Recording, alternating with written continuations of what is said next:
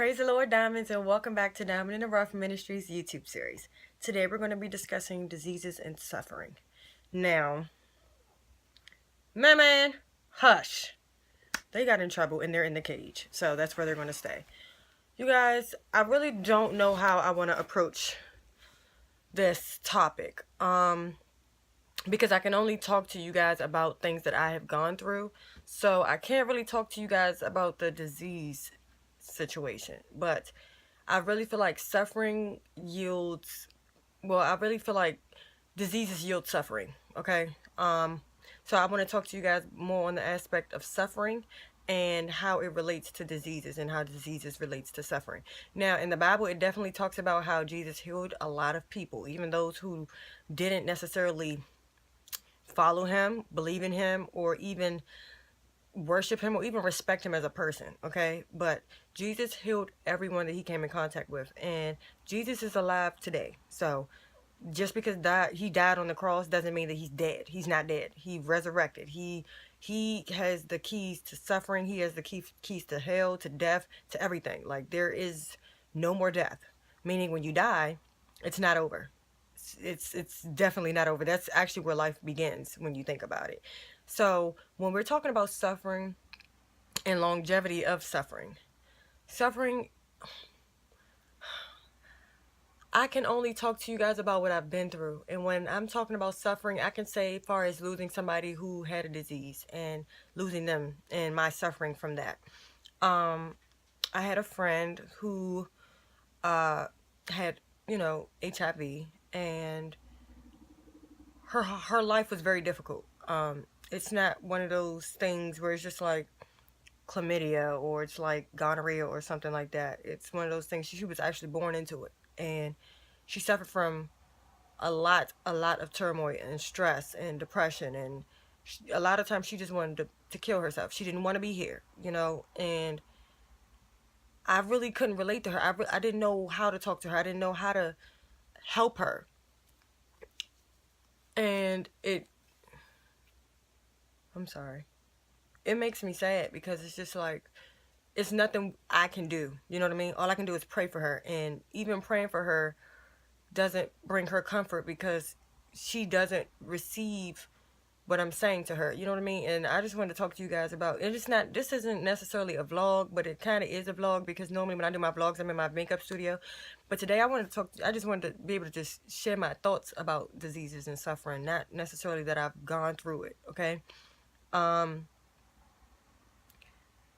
been around a lot of people who have suffered from cancer. I've been a lot of people who suffer from AIDS, HIV, blindness, blood diseases. Like, I literally lost my nephew to a rare blood disease. Like, he was my ex-boyfriend's nephew, but still to this day he is my nephew, and he's up in heaven right now, and he was literally an infant. Like, he wasn't even more than 4 months old, and his life was taken because of this terrible disease that he had, and it was cancer, and he had to do chemo a lot, and he had to just go through a lot of pain.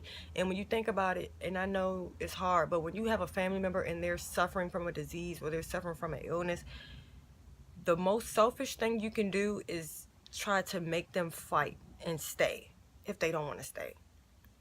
I feel as though we were trying to make my nephew stay because we wanted him here. We didn't get to hear his first words. We didn't get to see him run, speak, talk, laugh, anything. We didn't get to see any of that.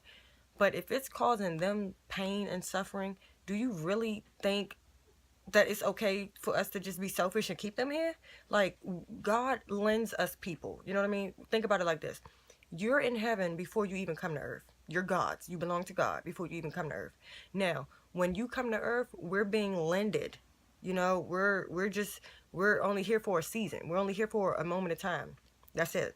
Then we go back to where we came from, or we go somewhere else and AG double hockey stick. It depends on what we do right here on this time that we have right now. The deciphers where we're going to go. Now, if somebody's going through pain,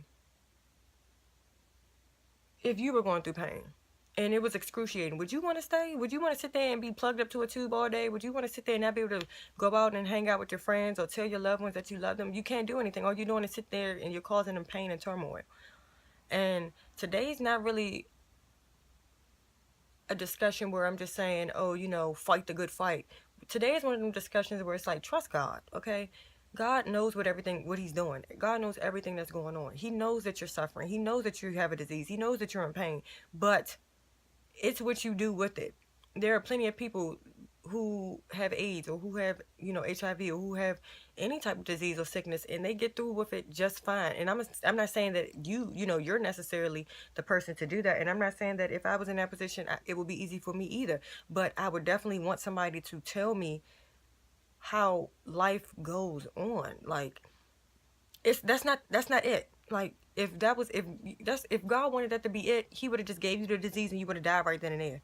Every day that you have is another day and an opportunity to make your life better. So if you're going to sit around and sulk because you have a disease, if you're going to sit around and sulk because you have a sickness or something's wrong with you, that's on you. That's your decision. But there are plenty of other people out here who are living and breathing and doing just fine because of that sickness and that illness. They're not going to sit there and suffer in turmoil and suffer in regret and defeat and ask God why. You're never going to get an answer, because God does what he wants to do, and we're his to do what he chooses to do with. That may be your testimony. The fact that you're able to go through this and strive through this and be strong, and you can encourage somebody else, but you'll never know if you're just sitting around sulking about it. Like, my little brother is autistic. Nobody knows that but me and my mom and my stepdad and our brothers. Nobody knows that. I didn't tell anybody that. He's autistic.